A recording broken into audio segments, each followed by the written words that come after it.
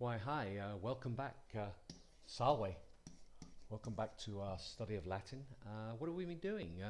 Well, we've been looking at the present tense of amo, and we've gone through last lesson the whole of the present tense. And I think we need to probably focus in today's lesson about tense. What exactly do we mean by tense?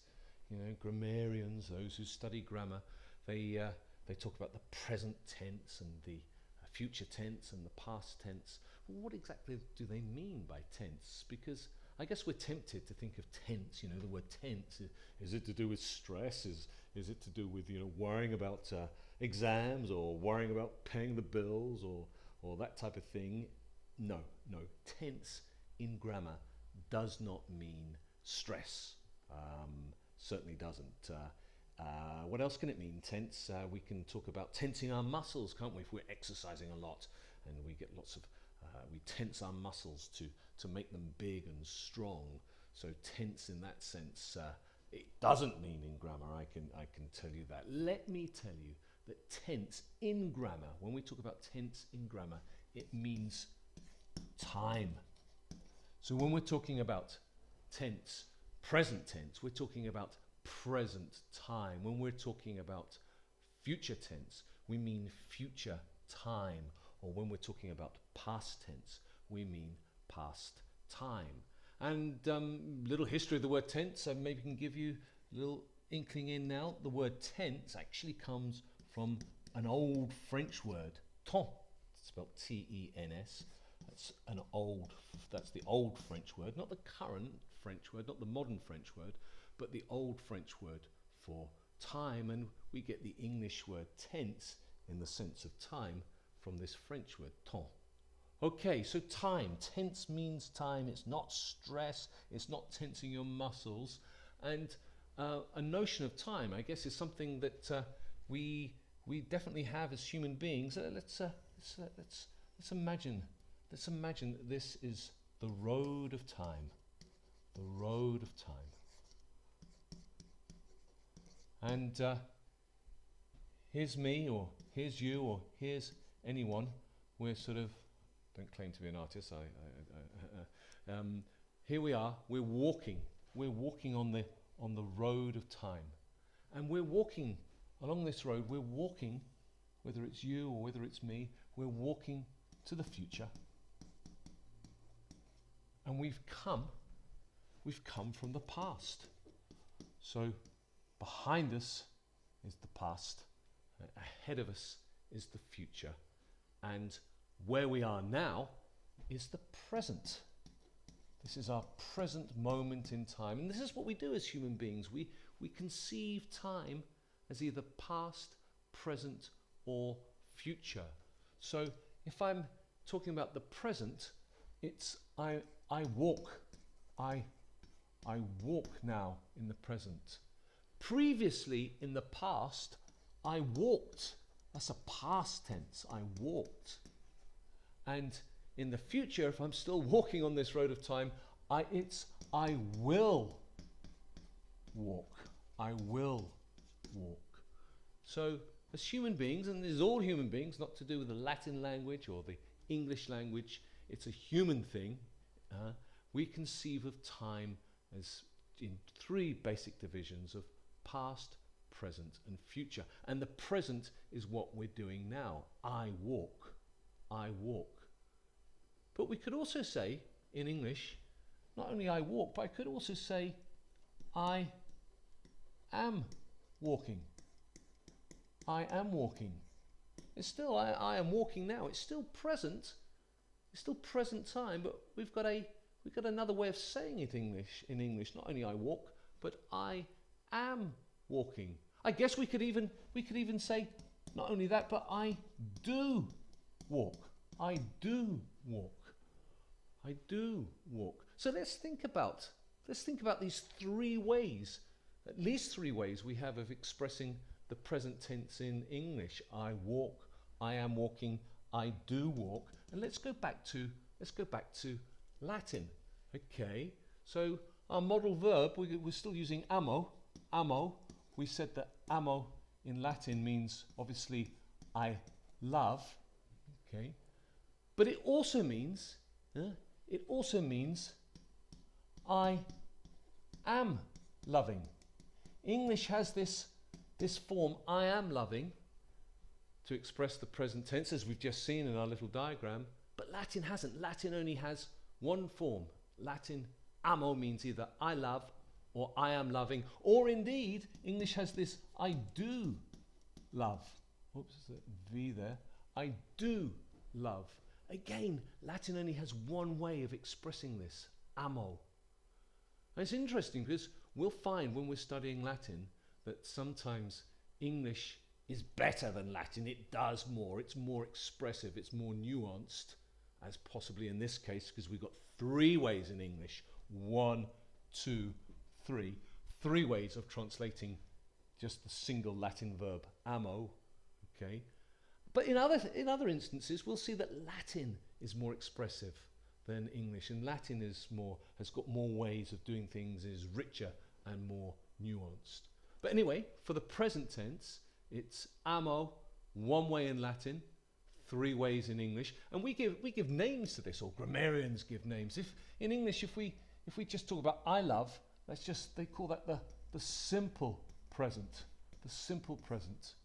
Okay, but if they're talking about I am loving, I am walking, I am eating, the am form, the I am doing something, grammarians call that in English the progressive. The progressive. Okay, but if you want to emphasize something in the present, if you want to emphasize, I do love ice cream, I do enjoy studying Latin, I do like going to bed early on a Saturday evening, whatever it might be, I do something that emphasizes it, gives it emphasis, and we can call that an emphatic form in English. So Latin has 1 form, English has 3 forms, and let's just make sure we understand how we translate them now. So if we have amas, the second person singular, it means, of course, you love. We've seen that in our previous lessons, but we can now say that it not only means you love, but you should try and read out loud with me. It's you are loving. There's the progressive form. And not only does it mean you are loving, but it also means you do love. If you really want to emphasize something, you do love doing your homework, for example. So amo, amas, what was the next one? The third person singular was amat. Remember, no macron here, macron there, a drops out there. No macron here. Amat means he, she, or it loves. He, she, or it loves. Okay, but as a progressive, we can translate it as he, she, or it is loving. And as an emphatic form, you can predict this now. We're native speakers of English, so we can do this. He, she, or it does love. He, she, or it does love. Notice how the English is changing in form. We change in English from am to are to is. We change from do, we keep it as a do, and then we change it to a does. So English changes in form as well, but we know that naturally because we're English speakers. Let's move on to the plural, amamos. Let's fill in this chart now, if you like. You can call it a chart. It's we love, and therefore we are loving, and therefore for the emphatic form, we do love, we do love, we do love.